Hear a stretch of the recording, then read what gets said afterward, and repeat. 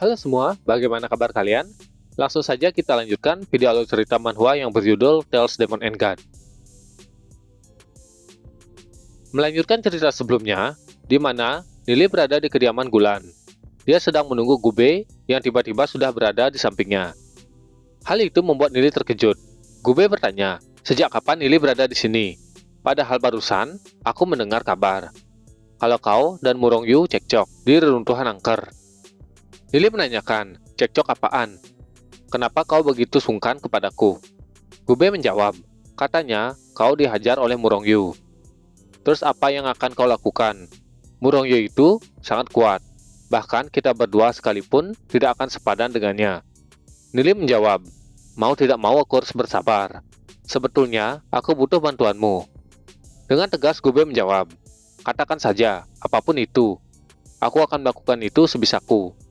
Sambil Gube memukul dadanya.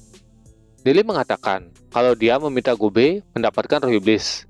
Apapun tingkat pertumbuhannya tidak masalah. Gube menanyakan sebanyak apa yang Lily mau. Lily menjawab, sebanyak mungkin. Gube berkata, aku tidak tahu kenapa kau membutuhkan banyak roh iblis. Tapi kebanyakan roh iblis di alam peruntuhan drakonik merupakan makhluk tingkat tinggi. Dan kebanyakan dari mereka memiliki keturunan darah naga. Mereka lebih unggul dibandingkan roh iblis biasa yang kau inginkan. Lily mengatakan kalau dia tidak perlu roh iblis yang memiliki keturunan darah naga. Dia hanya perlu jumlah yang banyak. Gube berkata, hanya roh iblis biasa dengan tingkat pertumbuhan unggul atau dewa yang bagus untuk pertarungan. Sedangkan roh iblis biasa dengan tingkat pertumbuhan rendah pada dasarnya tidak berguna. Kalau kau ingin bergabung dengan roh iblis, aku bisa mendapatkan yang lebih bagus untukmu. Lily menjawab, ada hal yang mau aku lakukan dengan roh iblis tersebut. Kemudian menegaskan, berapa banyak uang yang Gube habiskan untuk mengumpulkan roh iblis. Aku akan membayarnya nanti. Intinya, aku membutuhkan dalam jumlah banyak. Semakin banyak, semakin bagus. Gube merenung, kemudian dia berkata, seharusnya tidak terlalu mahal, kalau cuma roh iblis biasa. Tapi di alam peruntuhan drakonik, jumlahnya tidak terlalu banyak. Tapi Gube bisa menyuruh beberapa orang untuk memburunya di alam yang kecil. Pasti bisa dapat lebih banyak dengan waktu yang lebih cepat. Lily pun berterima kasih kepada Gube. Gube menjawab, tidak perlu seperti itu, karena mereka adalah saudara. Selain itu, kau juga menyelamatkan kakakku. Pokoknya, serahkan saja masalah ini kepadaku. Kemudian Lily pun pamit. Dia meminta Gube menjaga rahasianya. Waktu pun terus berjalan, dan hari pun berganti. Keesokan harinya, Lily terkejut. Dia berkata, ternyata Gube benar bisa mengumpulkan lebih dari 20.000 roh iblis dalam sehari. Kalau begini, aku jadi bisa memurnikan roh iblis ini lebih dari 2000 kali. Lily mengeluarkan pot iblis maya, kemudian memasukkan roh iblis yang dia peroleh. Tangan Lily membentuk sebuah segel. Kemudian proses pemurnian pun berlangsung. Terlihat beberapa roh iblis mengelilingi pot iblis maya. Lily terdiam, kemudian menghembuskan napas. Memurnikan roh iblis dengan tingkat pertumbuhan tinggi ternyata memiliki peluang gagal yang tinggi. Terlihat percobaan pertama Lily gagal. Pot iblis maya ini selalu menyerap dari energi roh iblis yang hancur. Apa mungkin hal itu bisa memudahkan menghasilkan roh iblis dengan kualitas lebih tinggi nantinya? Beberapa saat setelah melakukan beberapa percobaan, Lily merasa senang. Ternyata benar. Dari 20.000 roh iblis, Lily bisa mendapatkan 30 lebih roh iblis dengan tingkat pertumbuhan dewa. Biasanya, rata-rata roh iblis dengan tingkat pertumbuhan dewa bisa dijual dengan harga 30-50 batu spiritual. Walaupun murid orang kaya tidak mempedulikannya, tapi untuk murid biasa ini akan menjadi kesempatan yang bagus. Dan karena Lily menjualnya di pasar, orang-orang itu tidak akan bisa melakukan apa-apa. Aku juga tidak mungkin tinggal diam begitu saja. Begitu aku mendapatkan batu spiritual, kultivasiku akan mengalami kelonjakan besar. Cepat atau lambat, aku bakalan melampaui Murongyu. Lily jadi ingin melihat reaksi ketika mereka bertemu lagi. Berpindah ke Xiaoyu dan Lu Piao. Lu Piao terlihat mengalami memar di bagian matanya. Lily membuka pintu. Dia melihat mereka berdua, kemudian bertanya ke Lu Piao. Lu Piao dengan kesal menjawab, kalau dia sudah mengumpulkan lebih dari 3.000 sisik jiwa dari runtuhan angker. Tapi malah diambil oleh anak buahnya Hualing. Bahkan, aku sampai dihajar habis-habisan. Xiaoyu berkata, kalau dia juga mengalami hal yang sama. Tapi karena Xiaoyu lebih kuat, orang-orang itu tidak bisa mengalahkannya. Lily Akan tetapi, Xiaoyu hanya bisa mengumpulkan kurang dari 5.000 sisik jiwa. Setelah Xiaoyu keluar, dia mendengar kalau Nili keluar lebih awal daripada mereka. Nili menjawab kalau dia bertemu dengan Murongyu. Lu Piao terkejut dan menanyakan, apakah itu seperingkat pertama? Nili menghembuskan napas, kemudian menjawab, ia bahkan mengambil 20.000 sisik jiwa yang sudah Nili kumpulkan. Akhirnya Lu Piao mengerti kenapa Murongyu mendapatkan rekor baru saat dia keluar. Dia berhasil mengumpulkan lebih dari 120.000 sisik jiwa. Xiaoyu berkata kalau dia masih sempat menukar sisik jiwa dengan beberapa batu spiritual. Jadi mereka bisa membaginya. Xiaoyu mendapat sekitar 160 batu spiritual. Ini jumlah yang paling banyak yang pernah Xiaoyu dapat. Nili berkata kalau itu tidak perlu. Dia memiliki cara lain mendapatkan batu spiritual. Orang-orang itu memang sengaja menghalangi mereka untuk mendapatkan batu spiritual. Tapi mereka tidak boleh tinggal diam begitu saja. Nili mengajak mereka berdua ke pasar perguruan Skesol. Berpindah ke pasar, terlihat suasana masih ramai, seperti biasanya. Lu Piao bertanya ke Nili, apa yang akan mereka lakukan di sini? Mereka tidak memiliki batu spiritual untuk berlatih, apalagi kalau mereka mau membeli sesuatu. Nili menjawab, kalau mereka di sini bukan untuk berbelanja, tapi Nili akan menjual roh iblis dengan tingkat pertumbuhan dewa di sini. Xiaoyu mempertanyakan, dari mana Nili mendapatkannya? Lu Piao berkata sambil tertawa, namanya saja Nili. Nili mengatakan, kalau ada yang bertanya, mereka tinggal menjawab kalau mereka membawa roh iblis tersebut dari dunia kecil. Pasti mereka paham. Di dalam perguruan Skesol, mereka pasti tidak akan berani macam-macam kepada kita.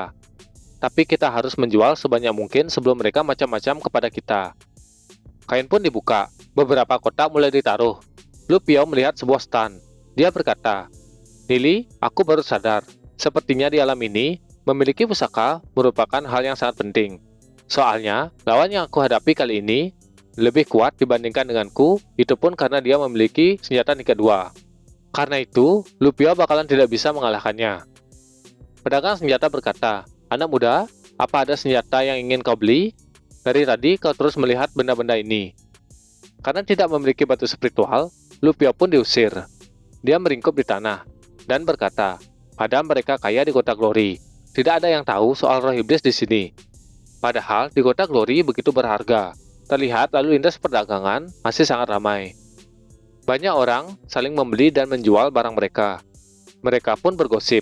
Mereka mendengar kalau anak baru yang bernama Nili menjual roh iblis dengan tingkat pertumbuhan dewa di sini. Temannya berkata, apakah roh iblis itu memiliki keturunan darah naga? Teman yang lain menjawab, kemungkinan itu tidak mungkin. Kalaupun dia memilikinya, kemungkinan orang-orang itu juga tidak akan sanggup membelinya. Mereka terus bergosip. Beberapa saat, Lu Piao berteriak, roh iblis tingkat pertumbuhan dewa. Tingkat pertumbuhan dewa yang paling baik. Harganya cuma 50 batu spiritual. Nili juga melihat-lihat orang-orang yang ada di sekitarnya. Mendengar teriakan dari Lu Piao, orang-orang di sana tersentak dan bergegas ke tempat Nili berjualan. Orang-orang itu terkejut.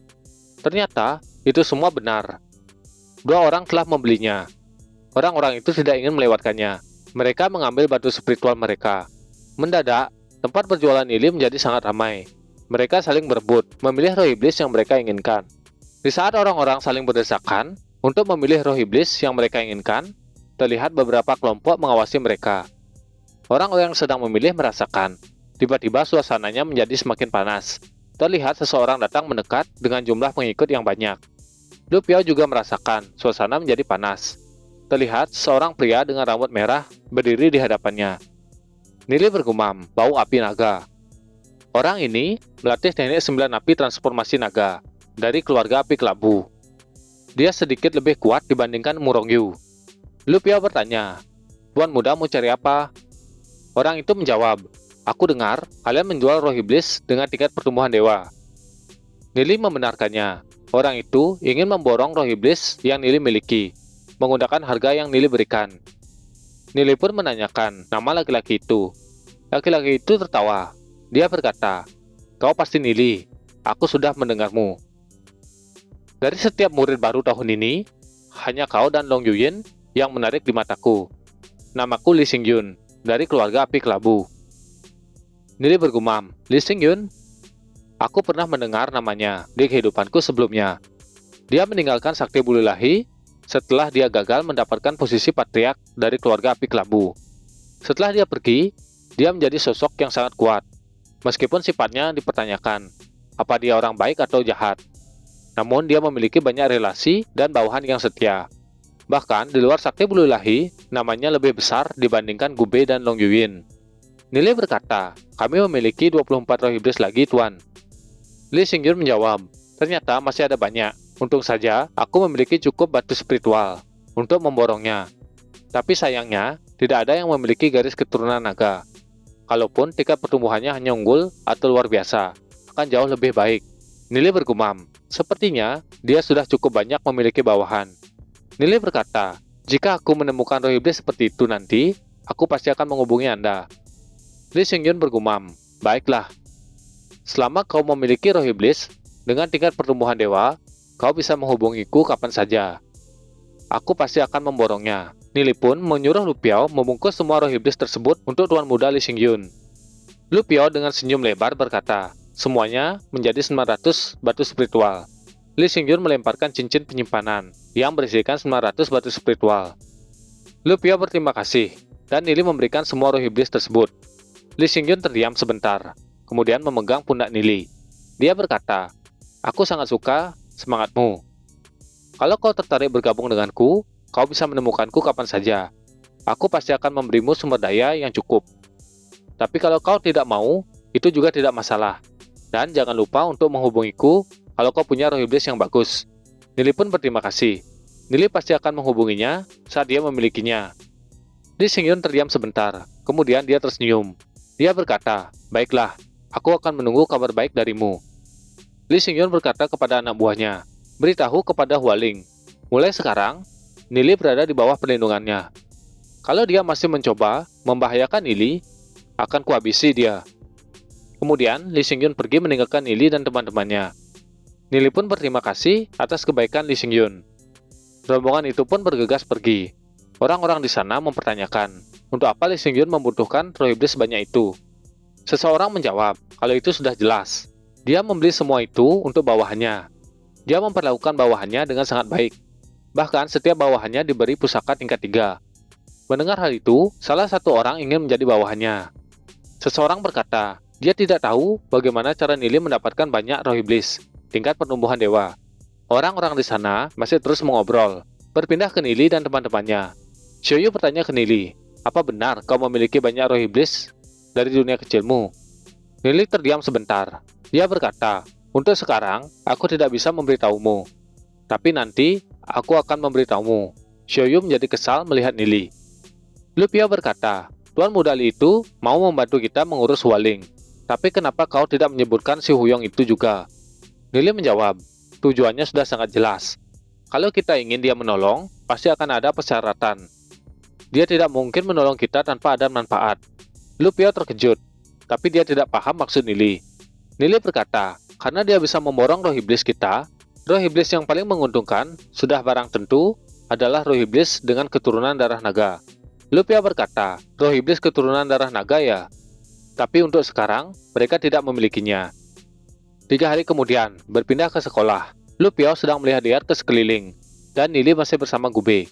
Gube berkata, bawahannya berhasil mendapatkan 60.000 roh iblis lagi. Bagaimana kelanjutan ceritanya? Jadi kita akan lanjutkan pada video selanjutnya. Jangan lupa like, komen, dan subscribe. Terima kasih.